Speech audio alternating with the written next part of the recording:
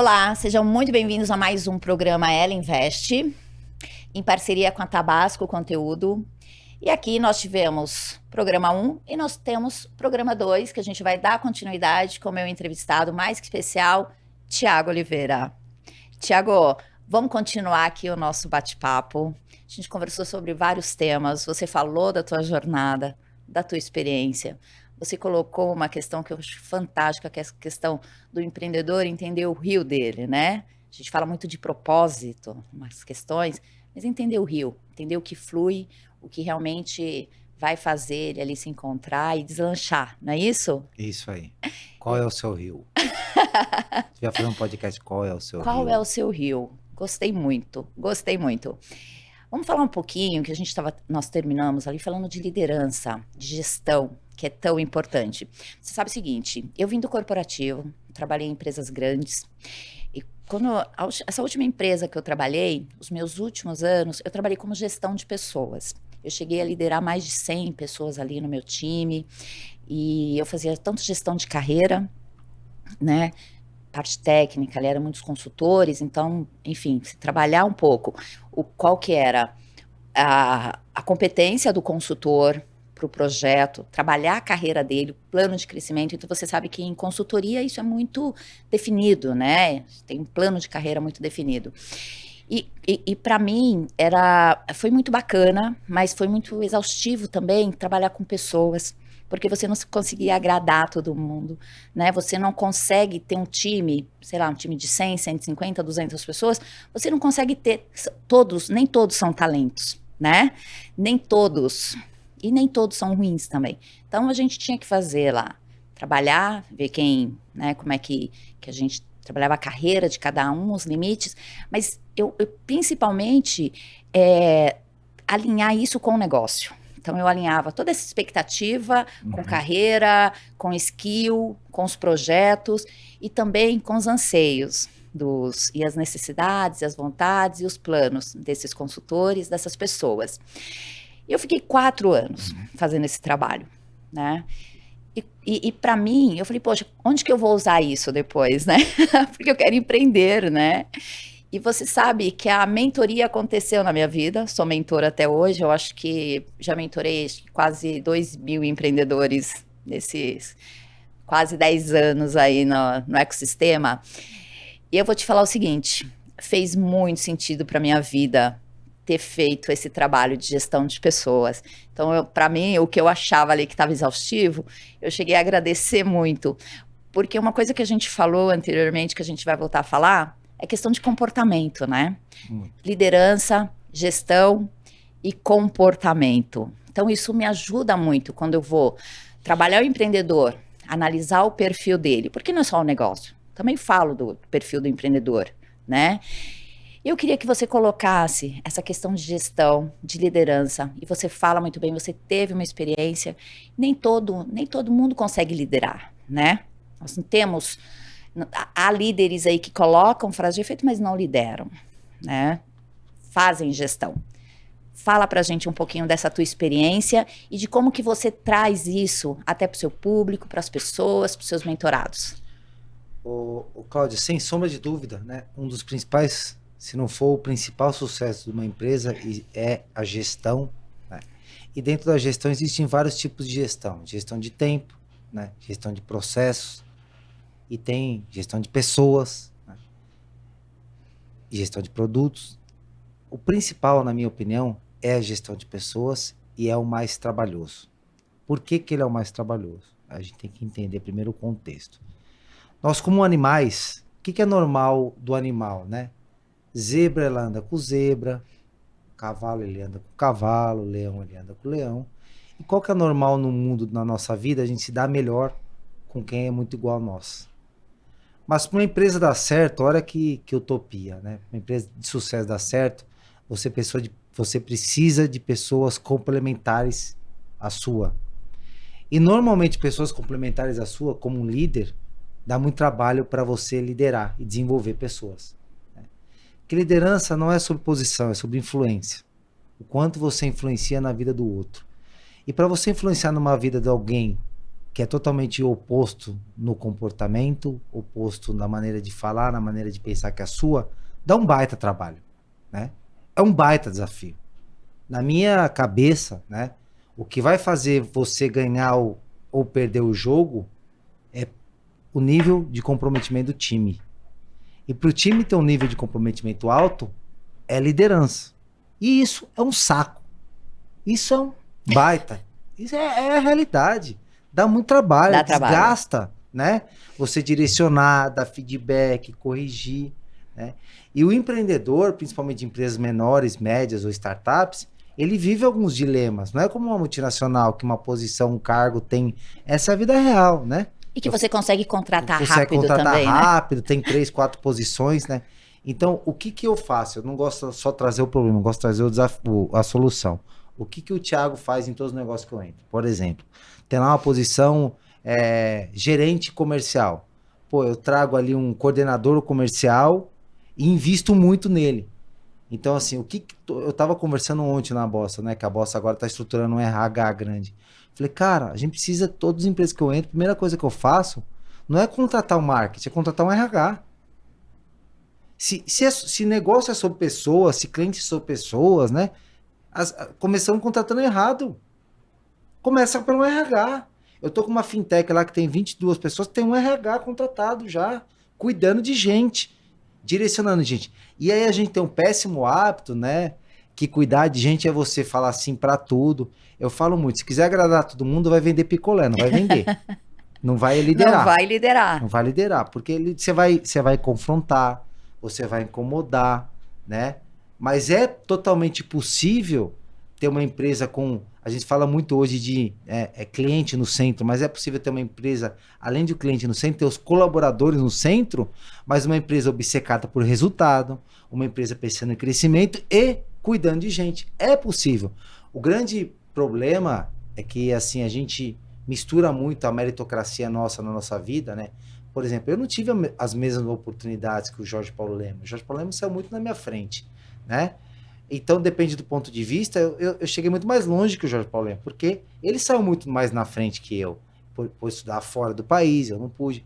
Mas no mundo corporativo, né, é possível colocar uma meritocracia, que eu acredito, tá? Muita gente pode discordar disso, né? Se você dá as mesmas ferramentas para as pessoas, os mesmos treinamentos, né, e você colocar um modelo meritocrático justo, né, que você entregue pagamentos diferentes, ou remunerações diferentes para as pessoas diferentes. Então a gente tem que entender e cuidando de gente. O problema não, o desafio é que nós linkamos empresas meritocráticas com resultado, né, empresas que ali aquele modelo chicote na mão. Não é isso, né? Não é isso. É possível, na minha ideia, na minha cabeça, ter uma empresa com o colaborador no centro, cuidando de gente, mas ser uma empresa obcecada, o nosso sócio tem uma frase, obstinado por gente, né? E por resultado. É totalmente possível. É isso que eu acredito, é isso que eu vivo, e modesta à parte, quanto os meus resultados, modéstia à parte, né? Não tenho o que falar, é o que tem dado certo, né? Uma empresa com cliente, colaborador e cliente no centro, obcecado por meta, indicadores, gestão e também por resultado. Acho que é isso. E é isso que você passa realmente, né? Acho que quem te acompanha vê exatamente isso. A força com que você passa essa questão da liderança, a questão de ter gente, a questão de ter um time ali, né? De valorizar o time, de valorizar essas pessoas, mas principalmente direcionar, né? Que a gente fala, tem diferença entre fazer uma gestão e liderar, né? E muitas vezes também a gente falou sobre isso, e muitas vezes a gente lê, escuta também muitas frases de efeitos em relação a isso.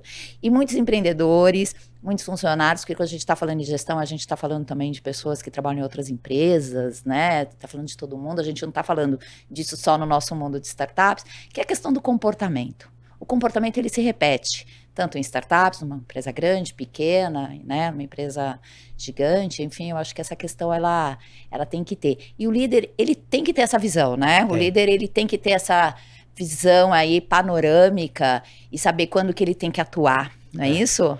Ô, Cláudia, acho não, tenho certeza, né? A gente às vezes fala umas frases que eu discordo totalmente, né? Por exemplo, você precisa tratar o outro da maneira que você gostaria de ser tratado. Tá errado isso, no meu ponto de vista, né? Você precisa tratar o outro da maneira que ele gostaria de ser tratado, não você. São pessoas são totalmente diferentes, com um comportamento diferente, você não pode liderar a mesma pessoa da mesma maneira, né? Por exemplo, eu tenho no meu time aquelas pessoas analíticas, né? Eu sou um cara muito, muito executor, muito direto ao ponto, muito reto. Só que muita coisa que eu faço ofende o outro, né? Por exemplo, eu não marco reunião, sou um cara desorganizado, sou um cara que falta planejamento, Não. né?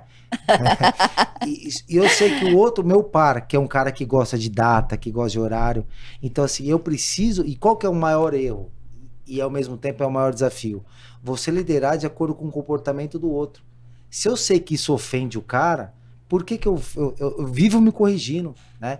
A maneira que eu falo, às vezes, muito direta, prática e objetiva, às vezes ofende muita gente.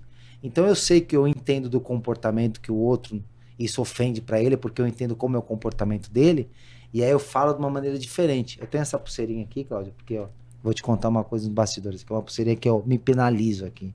Porque às vezes eu atropelo, às vezes eu sou direto. Então em reuniões que eu tô com o meu time, eu vivo eu me penalizando aqui com a câmera embaixo do lado da câmera, entendeu? Porque Agora a gente já sabe. agora você já sabe.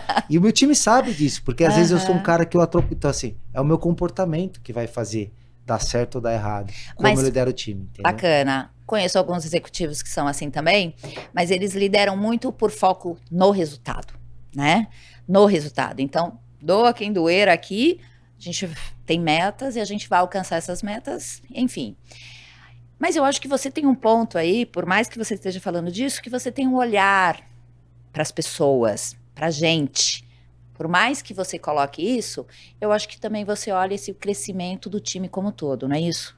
Ou não, ou só o resultado? Eu acho que toda empresa, independente do tamanho dela, deveria ter um RH e todo RH deveria ajudar a construir o PDI, que é o Plano de Desenvolvimento Individual do Colaborador, e não importa o tamanho da empresa.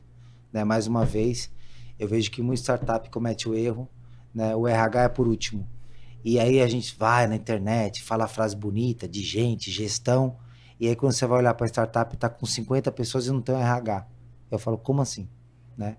Então, assim, eu acho que colocar de verdade, né, as pessoas do meu time que tá com a gente há anos, sabe que nós fazemos, e não por isso somos bonzinhos, não por isso aceitamos tudo, não por isso concordamos com tudo.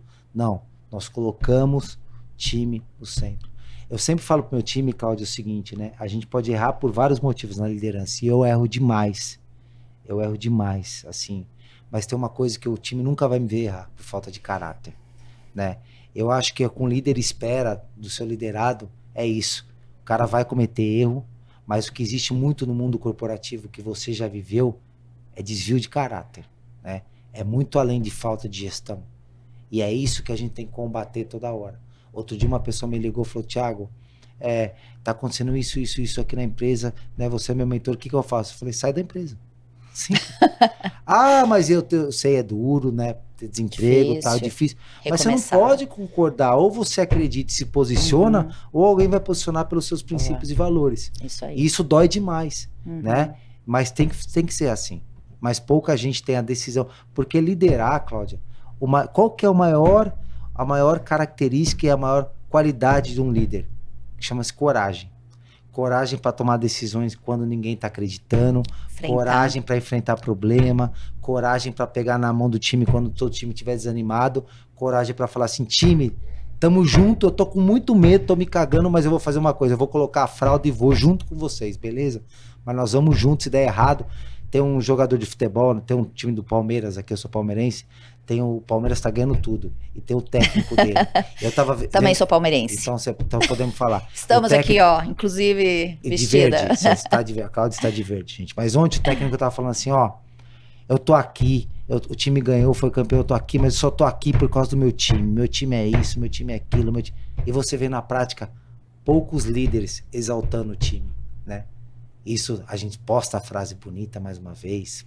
Só que não faz. Frases românticas, frases de impactos. Mas quando vai pro dia a dia, não faz, né? Nada. Bacana. Mas eu acho que o que você tem passado para todo mundo e o que você coloca é exatamente isso que eu estava falando, que é a tua essência. Você passa a tua essência. Você passa a tua experiência com líder, o que deu certo. É o que você falou. Se a pessoa quiser seguir, se a startup, se seus mentorados quiserem entender, enfim, é o teu caminho que você seguiu, é o que você acredita, é o que deu certo, muitas vezes. Você sabe que aqui, a gente estava até conversando um pouquinho em off, que é a questão do programa do Ela Invest, né? Por que que a gente está fazendo o Ela Invest?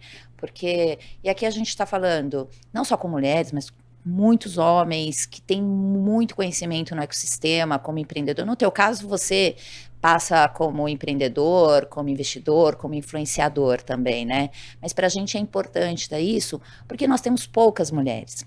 Falando um pouco de diversidade, mas trabalhando a diversidade em gêneros, você sabe que muitas reuniões, acho que quando você já veio para o nosso ecossistema, acho que a gente já tinha ali um percentual um pouco maior de mulheres, mas quando eu comecei, eu era praticamente a única mulher em muitas reuniões. E eu ia nas reuniões porque eu queria falar de negócios, porque eu queria saber das startups, porque eu sempre acreditei que eu poderia contribuir e era o meu rio, né? E, e eu, assim, passando alguns anos, a gente ainda tem um percentual muito baixo de mulheres, Muito baixo. né? Eu queria que você falasse um pouquinho dessa questão da tua visão de diversidade, de gêneros, como que você, como líder, não só como líder nas suas empresas, nos seus negócios que você atua, mas de uma forma geral, como que você vê essa questão de diversidade no nosso ecossistema como um todo? Ô, Cláudia, nós fomos agora para Austin, né? Tava conversando com o João, levamos um grupo de investidores e tinham lá, sei lá, uns 40 homens e uma mulher. Né? Isso incomodou a gente ainda mais. Realmente a gente precisa de mais mulheres investindo, porque olha que interessante, nós temos uma plataforma lá chamada Conselho Virtual, né? Devem ter também a proporção muito baixa de mulher. Tem uma frase, né, que a gente fala bastante sobre isso. Atrás de um grande homem, ao lado de um grande homem, sempre tem uma grande mulher, né?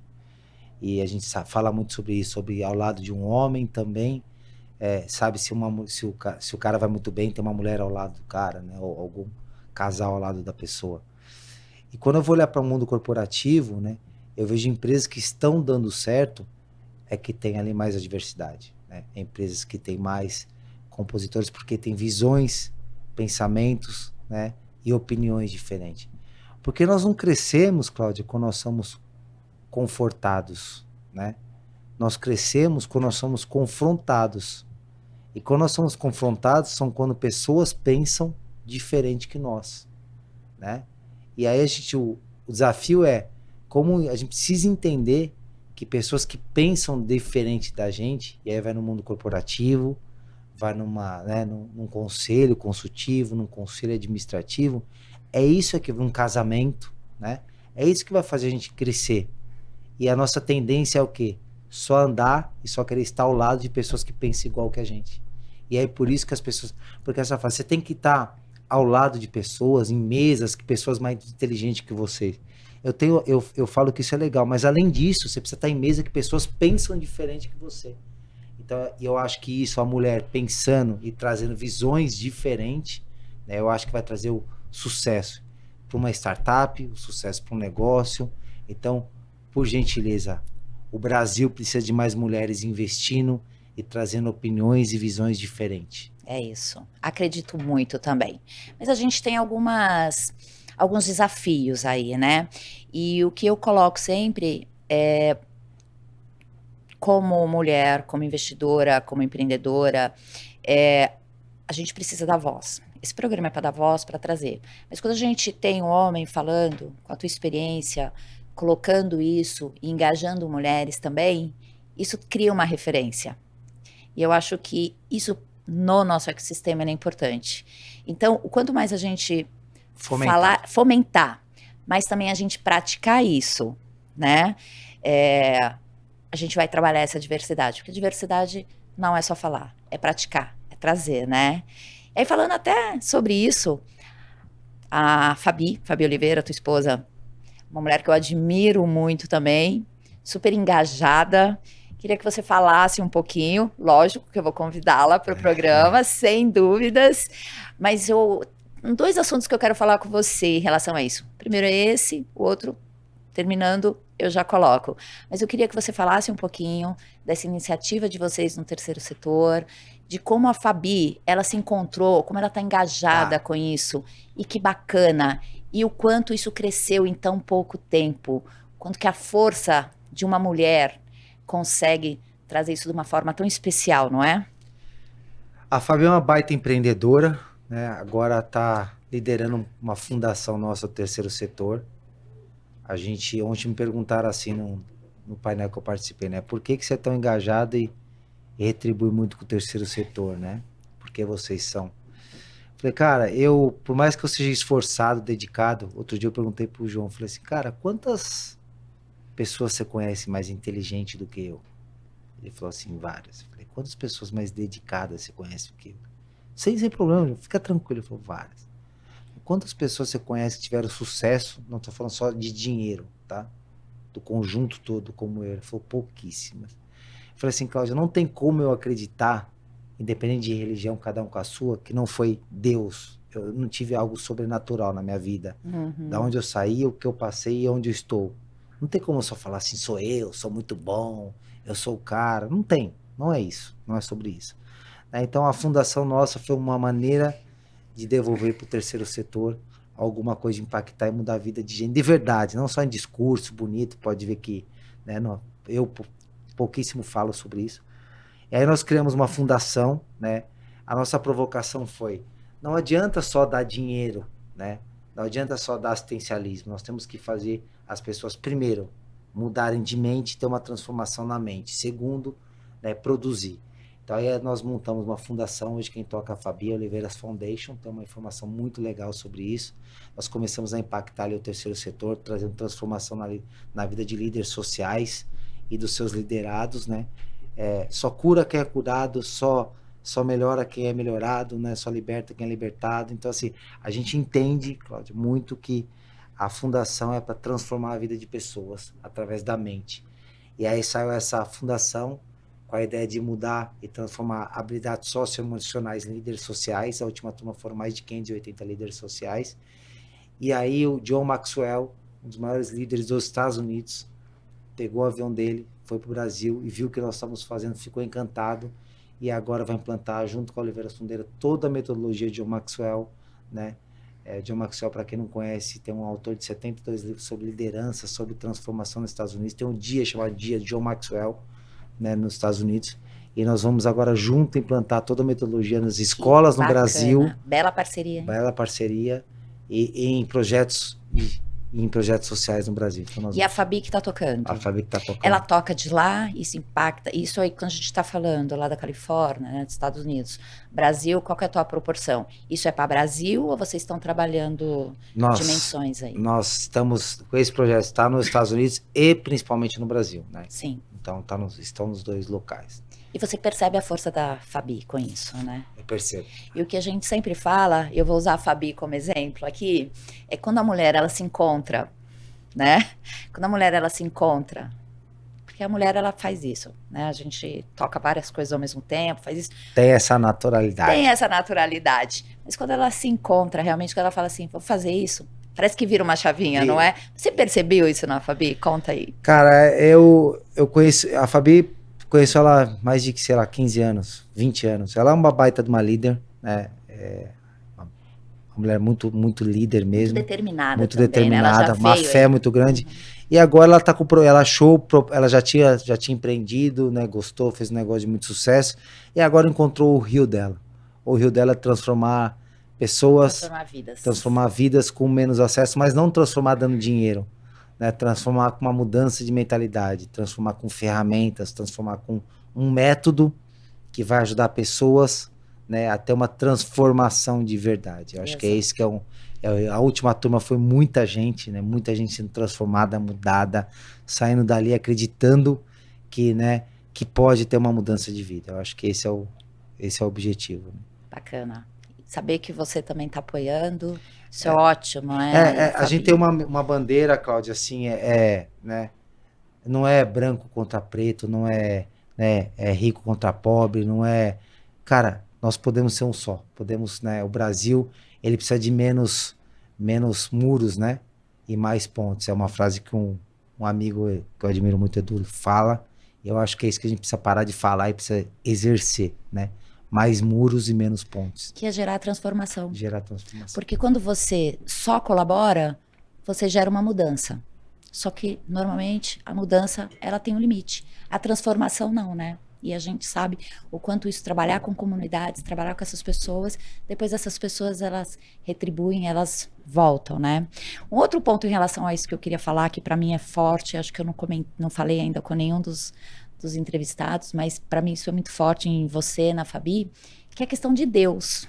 Você até falou um pouquinho agora há pouco, eu falei que eu tinha 2 assuntos, você falou de Deus, a gente estava bem conectado. A Fabi, ela traz muito isso, né? É muita fé, ela traz muito forte. Vocês colocam isso. Eu acho bonito ver isso. Eu acho que poucos empreendedores, a gente fala de muitas coisas, a gente fala de lição de vidas, a gente fala de uma série de coisas que impactam, mas muitas vezes a gente esquece de Deus. E vocês trazem isso de uma forma. Eu vejo isso em post. A gente está falando de frases de efeitos, não sei o quê, mas Deus a gente vê muito pouco. E eu vejo vocês falando, fazendo e agindo também.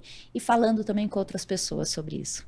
Queria que você falasse um pouquinho em relação a isso pra gente. Eu contei aqui, né, Cláudio, que eu não tenho como acreditar que não teve algo que o Silicon Valley, o Vale do Silício chama de sorte, né? O Vale do Silício, eles falam que quando eles vão investir, eles olham muito essa trajetória, essa vida do empreendedor, né?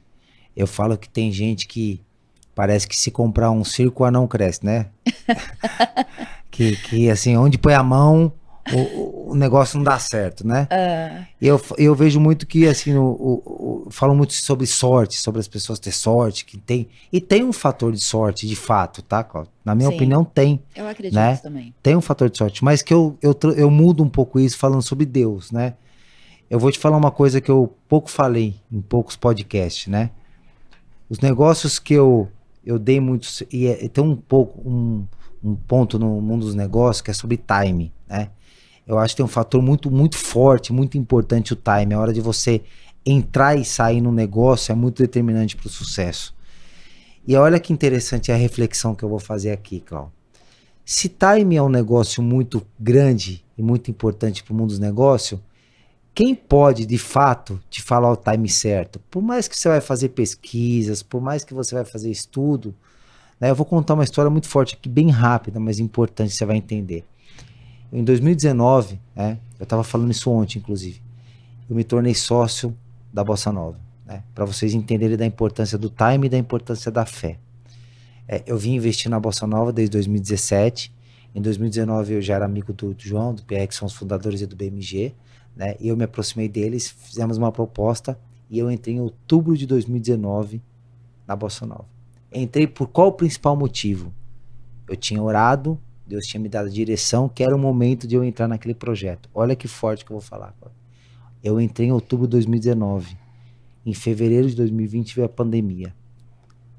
Se eu demorasse mais um mês, ou a mais ou a menos, eu não teria entrado. Porque teria provavelmente passado o tempo, depois viria a pandemia e depois o negócio ia valorizar demais. Porque depois que passou a pandemia, o negócio ficou gigante. Cresceu muito e valorizou demais. Então, o time de eu ter entrado na Bossa Nova foi perfeito. Foi perfeito. E se time é tão importante e fundamental para o sucesso ou fracasso do negócio, quem que pode me falar o time certo? Por mais que eu vou ter ali pessoas pensando, ajudando, eu não tenho dúvida nenhuma que pode ser Deus. E aí uns vão acreditar, muito. Outros não, vão chamar de louco. Cada um com a sua fé, cada um no que acredita. Mas o que eu acredito e o que eu tenho vivido é time direcionado por Deus é um grande fator de sucesso na vida de qualquer empreendedor. Que bacana, que bonito isso. Também acredito e eu acho que muitos empreendedores, muitas pessoas têm que praticar isso, né? Trabalhar isso. A gente está falando da Bossa Nova, seu trabalho lá na Bossa Nova e tudo mais. Uma coisa que a gente sempre fala para os empreendedores, acho que o sonho da maioria, questão dos unicórnios, né? Questão dos unicórnios. Tem 2 unicórnios aqui, gente. Quero levar um para minha casa. Vou ter um unicórnio já em casa. Olha só, tenho 2, hein? E assim, quando a gente está falando disso, você tem experiência dessa sua imersão em alguns lugares, né, do mundo, no Brasil também. E eu acho isso fantástico, porque muitas vezes que você falou também, a gente pensa limitado. O empreendedor pensa limitado, a gente pensa regional aqui. Queria que você falasse um pouquinho, fizesse uma panorama para a gente em relação a essa questão dos unicórnios, do momento das startups no Brasil e deixasse aí alguma contribuição em relação a isso. Eu sei que o teu Rio aí ficou de empreendedor, mas a gente fazendo essa invisto, mentoria, também esse gosto. bate-papo. Eu voltando sobre time, né? A gente tava conversando aqui antes de começar o podcast que Estados Unidos ele sobra dinheiro e falta projeto, né? Aqui ainda nós estamos no momento ao contrário. Falta dinheiro e tem mais projeto. Estados Unidos ao contrário, desculpa. Estados Unidos tem muito dinheiro, tem dinheiro e não tem projeto, startups. não tem startup, né? Eu fui querer investir num fundo lá nos Estados Unidos, a fila era só para daqui 2, 3 anos. Então, Poxa. assim, aqui ainda é ao contrário, né? Aqui ainda tem muito projeto e falta dinheiro. Então, voltando em time, na minha ideia, na minha cabeça, né? O time para investir em startup foi fantástico, perfeito até agora. E como eu não sou aquilo que falo, eu vivo, né? Eu falo e vivo aquilo que eu falo. Nós estamos tanto acelerando na Bossa Nova, quanto na Ace, quanto eu só o mês passado investi em 3 projetos como investidor anjo. Então eu estou acelerando, porque o time para o mundo da startup é agora, né? E aí trazendo um pouco esse olhar de unicórnio, né, de sonhar grande, eu falo que nós temos aí 2 pontos opostos, né? E essa é a reflexão que a gente tem que trazer. Primeiro, a história de Israel, né? Eu acho que o empreendedor ele já tem que nascer aqui pensando para o mundo. Mas olha que interessante que eu vou falar aqui, Cláudia. Eu acho que o empreendedor ele tem que sonhar, pensar grande e pensar a startup dele nascendo para o mundo. Mas ele precisa executar pequeno e certo. Pequeno e certo. Quando ele vai olhar para a história do Google, eu não vejo, Cláudia, assim, de verdade, isso que vai totalmente, você não vai ver ninguém falando isso, né? Mais uma vez eu vou contra o ponto aqui, contra as regras. Bora. Eu não vejo ninguém falando assim, o Google começou com um trabalho de faculdade. Você imagina que os caras pensaram em fazer um trabalho de faculdade sonhando grande, Cláudia? Vamos trazer a realidade aqui. Não. Eu vou fazer um trabalho de faculdade, mas eu vou sonhar grande. Não foi assim, gente. Essa é a realidade. Começaram, mas fizeram a coisa certa. E pivotaram o negócio.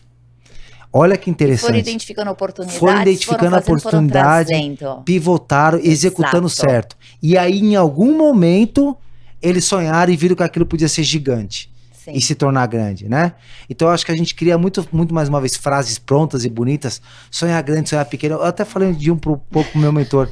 Eu vou mudar um pouco essa sonhar grande, sonhar pequeno, ao mesmo trabalho, dá, né? Eu acho legal, mas assim, sonhar grande, mas sonhar pequeno e certo. Executar pequeno e certo. Eu acho que é isso que precisa.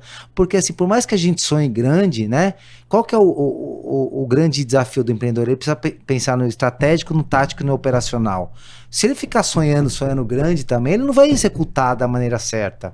E ele não vai fazer a disciplina de execução. Então, eu acho que a gente tem que aterrissar isso um pouco. Cara, sonhar grande é fantástico, fundamental. Tua startup talvez já nascer para o mundo, mas assim, comece executando pequeno e certo. E executando pequeno e certo, Cláudia, porque nós não tropeçamos em montanhas. Exato. Né? Nós tropeçamos na pedrinha pequena, ou se nós tropeçamos ali no dia a dia que a gente não faz a coisa certa, nós tropeçamos no contrato que a gente deixou para fazer depois. E tem muitos tropeços, né? E tem muitos, então eu acho que é isso que a gente tem que pensar. Verdade. E em relação aos nossos unicórnios aqui no Brasil, a gente tá falando, mas o Brasil, ele tem esse potencial, né? Nós temos uma abrangência grande. Muito. A gente tem empreendedores incríveis, né? Nem todos a gente sabe que de sucesso, a gente tem uma taxa de insucesso, mas em relação aos unicórnios, o que você acredita aí para os próximos anos aí, curto, médio prazo, em relação aos nossos unicórnios? Ô Cláudio, olha só, nós estamos vivendo o capital tá vindo. Quando eu morava aqui no Brasil, a gente acredita que nos Estados Unidos tudo é melhor. Tudo é muito melhor, tudo é muito mais prático, tudo funciona. Nos Estados Unidos tudo funciona melhor por causa de tecnologia. Mas os empreendedores nossos são muito bons. Porque nós crescemos no meio do caos. Essa é a grande verdade. E o novo empreendedor, né? Quando eu comecei meu primeiro negócio, eu corria de problema. Hoje eu procuro um problema para resolver. E onde está cheio de problema? Brasil. Então nós temos o fator Brasil, que eu acredito muito no Brasil, tá? Tomo porrada às vezes, tá? Mas eu continuo acreditando no Brasil. Temos empreendedores fantásticos. Né? Principalmente agora que tá vindo uma geração de empreendedores que já fizeram o primeiro negócio, que deu certo, tá voltando. E agora nós vamos ter capital chegando com muita força no Brasil. Sim. Né? O nosso ecossistema de investimento, mais mulheres, se Deus quiser, investindo em empreendedores. Então, esse tripé, né? Brasil cheio de problema para ser resolvido, empreendedores bons e capital chegando, o resultado vai ser unicórnios. Bacana. É o que eu acredito, nisso. É o que eu vivo, é o que eu tenho feito. Que legal, que ótimo. Thiago, adorei conversar com você. Ficaríamos aqui mais alguns programas. Bora. Né? Futuramente vamos gravar outros. Não falamos do livro, não conseguimos falar. Pensar na caixa, que eu achei fantástico, gostei muito, e muitos empreendedores e outras pessoas acompanham, que eu sei. Mas assim, muito obrigada por compartilhar a tua história, trabalhar esses pontos e principalmente trabalhar com as suas verdades. Muito obrigada pela participação. Gratidão, Cláudia, obrigado demais. Eu gosto sempre de acabar, Cláudia, com uma frase. No meio da pandemia, eu tô num grupo lá de conselheiros do Gerando Falcões, né? E a gente tem alguns amigos ali em comuns, enfim. E tava todo mundo ali com saudade do seu tempo com a família, tempo com, né? Ninguém tava no meio daquele caos do Covid. E assim, ninguém tava com saudade do seu carro, barco, avião, helicóptero. E ali pra mim, caiu no meio do Covid, caiu uma ficha muito grande pra mim, assim, Cláudia, que eu não tô aqui pelo tanto de dinheiro que eu tenho. Eu tô aqui pelo tanto de porrada que eu caí, que eu tomei, que eu levantei, né? Então nós não somos aquilo que nós superamos, né? Nós não somos aquilo que nós conquistamos, né? Nós somos aquilo que nós superamos. Então eu acho que empreender é você superar, empreender é você tomar porrada e estar disposto a levantar. É isso. É isso. Obrigada. Obrigado. Prazer enorme. Thiago Oliveira.